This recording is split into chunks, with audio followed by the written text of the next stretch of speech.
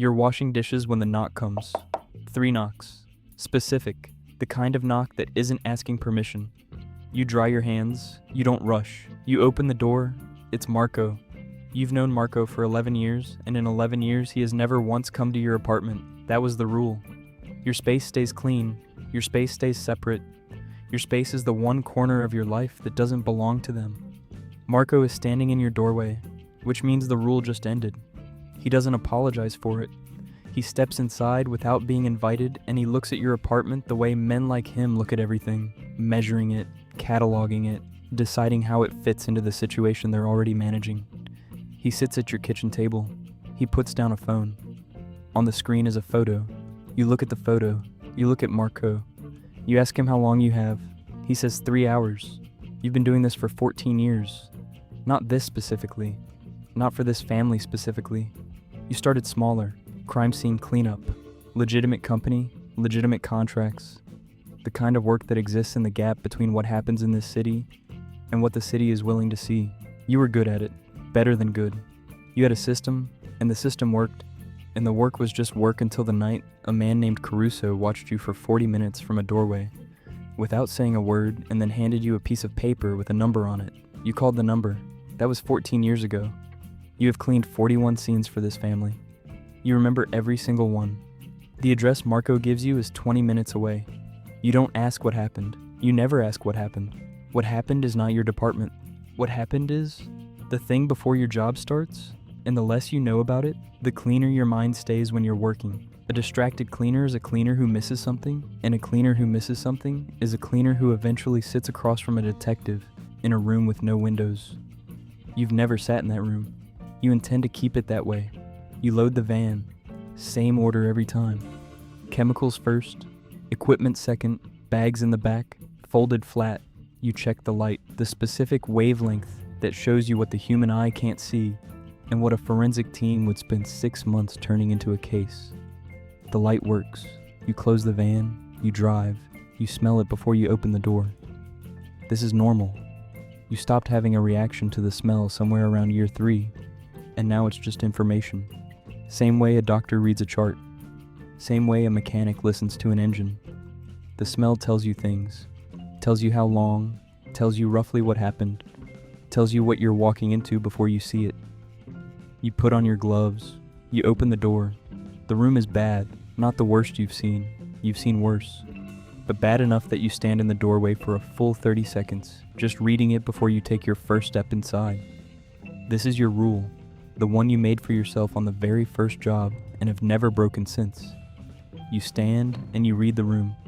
You find the story it's trying to tell. And then you figure out how to make sure that story never reaches anyone who can act on it. You turn on the light. The walls light up like a map. You get to work. 2 hours and 40 minutes later, you're done. Not almost done. Not mostly done. Done. You've been over every surface 3 times. You've checked every corner the light touched and every corner it didn't. You've bagged everything that needs to leave the location and logged in your head every location in the city that can handle what's in those bags without a record. You do one final walk. Slow. Methodical. Starting at the door and moving inward in a grid pattern the way you've done it 41 times before. You're not looking for anything specific. You're looking for the thing you didn't think to look for, the thing that surprises you. In 14 years, the final walk has caught something 11 times. 11 times the job would have been incomplete without it. You finish the walk. The room is clean. Not clean like you cleaned it. Clean like nothing happened here. You've taken 4 hours of a story that would have ended careers and lives, and you've turned it into silence. You pick up the bags, you leave. The drop takes another hour. You don't rush the drop either. This is where people make mistakes. The job feels done because the location is clean and the mind wants to relax and the body wants to go home. And that looseness is exactly when errors happen. You drive the speed limit. You stop at every light. You take a route you've never taken before, and you watch your mirrors the entire way with the same attention you gave the room. You make the drop. You confirm. You drive home. Marco is still at your kitchen table. You didn't expect this. In 14 years, Marco has handed off a job and disappeared, but he's sitting there with 2 glasses on the table and a bottle you don't recognize. and he looks at you when you come in with an expression you've never seen on his face before. You sit down. He pours. You wait.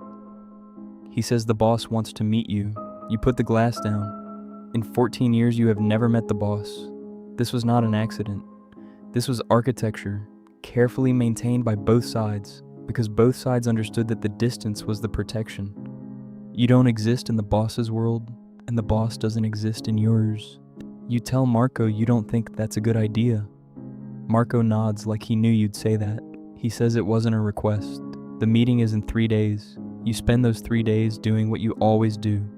Routine, dishes, morning walks, the ordinary surface of a life that looks like nothing from the outside. But underneath it is the calculation you've been doing since Marco left your apartment. You know too much. You've always known too much. 41 scenes, 14 years. You are the single most dangerous person this family has ever employed, because you are the living record of everything they've needed to erase. Every other person who knows what you know is gone. You made sure of that yourself, though you didn't understand that's what you were doing at the time. You understand it now. You think about running. You think about what running looks like. New city, new name. The family has people in 6 cities and relationships in 12 more. You know this because you've cleaned scenes in 4 of those cities. Running is a plan that only works if they let it work, and you already know they won't. You think about the boss wanting to meet you. You think about what that means. You think about what it means that after 14 years of careful distance, the distance has suddenly closed. On the morning of the 3rd day, your phone rings, not the burner, your phone, the real one. The number is your sister. You stand there looking at it for a long moment. She calls on birthdays and Christmas, and it is neither of those things.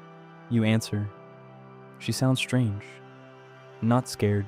Something before scared. She says a man came to her door yesterday. Polite.